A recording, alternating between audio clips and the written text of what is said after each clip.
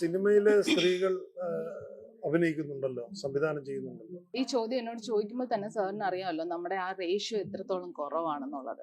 മാത്രമല്ല, ഇപ്പോ കഴിഞ്ഞ പ്രാവശ്യം പാർവതി തിരുവോത്തിന്റെ ഒരു ഇഷ്യൂവിൽ തന്നെ ഞാൻ ഏതോ ഒരു പോസ്റ്റിന്റെ താഴെ പാർവതി തിരുവോത്തിനെ അവരവരുടെ അഭിപ്രായം പറഞ്ഞതല്ലേ എന്നൊരു കമന്റ് ഇട്ടപ്പോ ഇന്നലെ വരെ എനിക്കൊരു 200 സംതിങ് മെസ്സേജുകളാണ് അതിന്റെ പ്രതിഫലനമായിട്ട് കിട്ടിയിട്ടുള്ളത്. അതിൽ പകുതിയും തെറിയാണ്.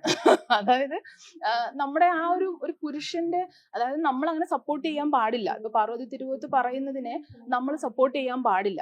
അവൾക്ക് വേറെ ഉദ്ദേശങ്ങളുണ്ട്, അല്ലെങ്കിൽ ഞാൻ അങ്ങനെ പറയുമ്പോൾ അത് വേറൊരു രീതിയിലാണ് കാണിക്കുന്നത്. അപ്പൊ മമ്മൂട്ടി എന്ന് പറയുന്ന ഒരാളെ പാർവതി തിരുവോത്ത് കുറ്റം പറഞ്ഞുവെങ്കിൽ അങ്ങനെ ഒരിക്കലും പറയാൻ പാടില്ല.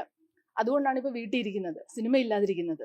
ഇങ്ങനെയൊക്കെയാണ്. ഇപ്പൊ ഇവരുടെയൊക്കെ വീട്ടിൽ പോയി പാർവതി തിരുവോത്ത് ജീവിക്കാൻ കാര്യങ്ങൾ വേണമെന്ന് പറഞ്ഞതുപോലെയാണ്. അത്രയും നിസ്സാരമായിട്ടാണ് ഇതിനെയൊക്കെ അവർ കാണുന്നത്. അപ്പൊ ഞാൻ ചോദിച്ചപ്പം എനിക്കറിയാം, കാരണം ഞാൻ എൻ്റെ ഒരു പ്രോജക്റ്റ് ഞാൻ പകുതിയിൽ ഉപേക്ഷിച്ച ഒരു പ്രോജക്റ്റാണ് സിനിമയിലെ സ്ത്രീകൾ, അതായത് സിനിമയിൽ വർക്ക് ചെയ്യുന്ന സ്ത്രീകൾ. ഇപ്പം പോസ്റ്റർ ഒട്ടിക്കുന്ന പെൺകുട്ടി വരെ ഉണ്ട് നമ്മുടെ തിരുവനന്തപുരത്ത്.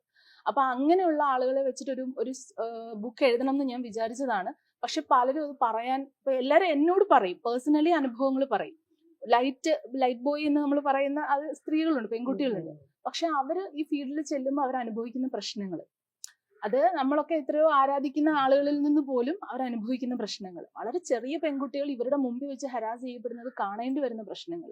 അപ്പോൾ ഒരിക്കലും ഈ കാസ്റ്റിംഗ് കോച്ച് എന്നൊക്കെ നമ്മൾ പറയുന്ന ഒന്നും അത്ര എന്താ പറയാ സാങ്കല്പികമായ കാര്യങ്ങളൊന്നും അല്ല. ഇറ്റ് റിയൽ, അത് സംഭവിച്ചുകൊണ്ടിരിക്കുന്നുണ്ട്. അപ്പൊ ഇതിനെയൊക്കെ താണ്ടണം എന്നുണ്ടെങ്കിൽ നമ്മുടെ മാനസികാവസ്ഥ മാറിയേ പറ്റുള്ളൂ എന്നാണ്.